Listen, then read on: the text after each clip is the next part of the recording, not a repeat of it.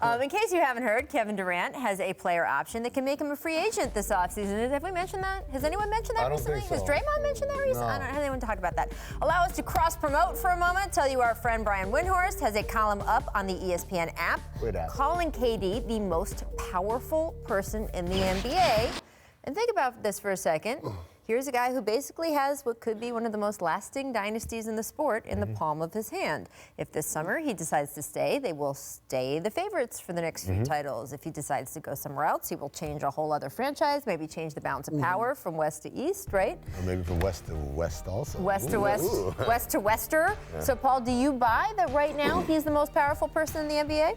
I wouldn't say the most powerful person. That's still LeBron, because LeBron has the most influence on and off the court. But we're talking about a guy who can tilt the balance of power, then yes, KD, but it's still LeBron. That's a good point, sort of the way other players look at him. I didn't think about that, but yes, if LeBron decided to do something, if that man wore like a toaster oven on his shoulder on the way to work, everyone would show up with toaster ovens. It's just his influence. Yeah. He doesn't have the same influence LeBron does when he speaks, but we just talk about basketball, he's up there, because you got to talk about guys like AD and of course, KD. So as far as most powerful, it's still LeBron. Yeah, I mean, think about all the things that LeBron does, like what he did with the school this summer, and how many guys are like, I want to do something. That, yeah. Right? That's the most powerful man. But when LeBron goes work out, everybody comes and works out with him. I mean, what Durant does have, though, he has the most leverage. He has the most leverage because of his. If KD had a 5-year deal, then Brian Windhorst wouldn't write that column. Exactly. It's because he has the leverage right now. Because as you said, it's not just affecting what happens in Golden State, but he could dramatically change the fortunes of another franchise. Yeah. Like, for instance, the New York Knicks, a team that's been bad for a while. If he goes there, I'm not saying the championship contenders overnight, but look at the positivity that's happened with LeBron coming to L.A. That same kind of revitalization could happen. But, Paul, you put in another destination for KD that could change the matter. Yeah, I think he could be a Laker. So, all right. Why, though? Why? To do what? So look, it's funny you say that, Paul, and we've been talking about 13-year NBA veteran Jarrett Jack tweeted, man, if you all thought the league was in trouble before they about to mess around and have AD, KD, and Bron all on the same team. Now, there has been a lot of talk, especially, Paul, since Anthony Davis. I said this earlier. Okay, but wait. So Anthony Davis switches to Rich Paul, who, of course, Rich Paul's most famous client is LeBron James. KCP. And there is a feeling now think about this. If this happens, yes, LeBron is the most powerful guy in the NBA. It's for him to influence AD and KD to come to your team in LA. Am I the only? Can I say it? Yes, go. It ain't gonna happen. Thank you. Am I the only One of those person? two will come. Kevin Durant is. I mean, look, one of those two will come. If I am wrong, we can replay this clip. I promise. You can replay it.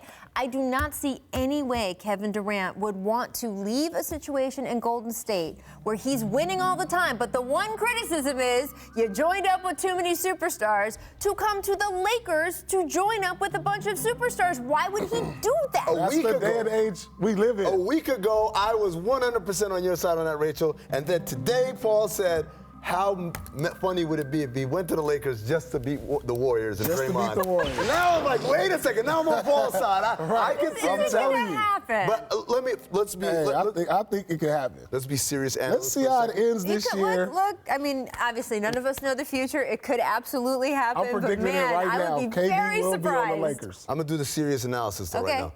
The AD part ain't gonna happen.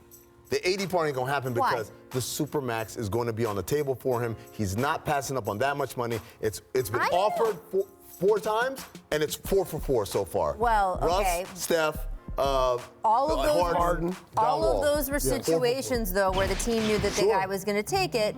You and I have gone back and forth with all kind of people on Kawhi Leonard. I understand it didn't get to that point, but they certainly plan to. And here's the deal. Here's the better comparison. I asked Anthony Davis about this directly a month ago, and I said, how important would it be to you to be the highest paid player in the NBA? Because if he takes that supermax, that is what he would be. And he said money isn't everything.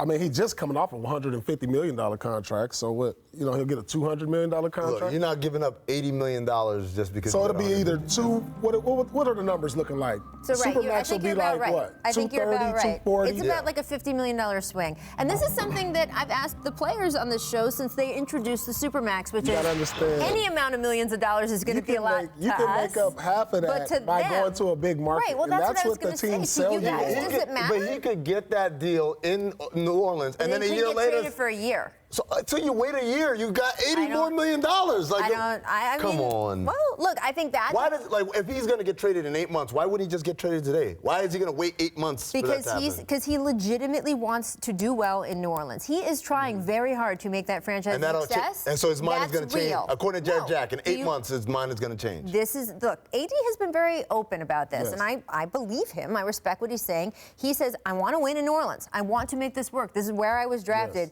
He has given it everything he can this year. If they get through this year and they are not in the position where he feels they're really competitive. What position is that? Well, I mean, I don't know if you or I can decide that. I don't think it's one round of playoff success. Okay. I think it's somewhere between. I don't think it has to be winning a championship, but I think it's more than a round. I think then he will sit and reevaluate and say, okay, is this a franchise I think I can win with, because that's important to me. So yes, I'll take the big pile of money.